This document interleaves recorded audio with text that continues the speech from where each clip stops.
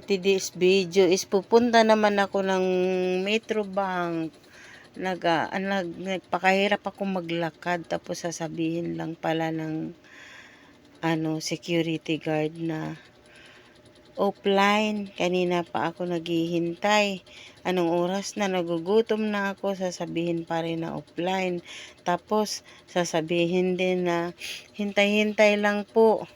Ang init-init ng ng araw, kita mo. Yung araw ngayon at saka yung ulan naghalo, kaya nagpayong ako. Tapos ganun lang, paulit-ulit. Pabalik-balik ako sa bangko na yan. Nakakainis na talaga. Kung hindi lang importante, hindi talaga ako magpakahirap maglakad. Kaya nilakad ko talaga kasi sayang din yung pamasahe. Ayan, medyo mataas-taas pa yung lakarin ko.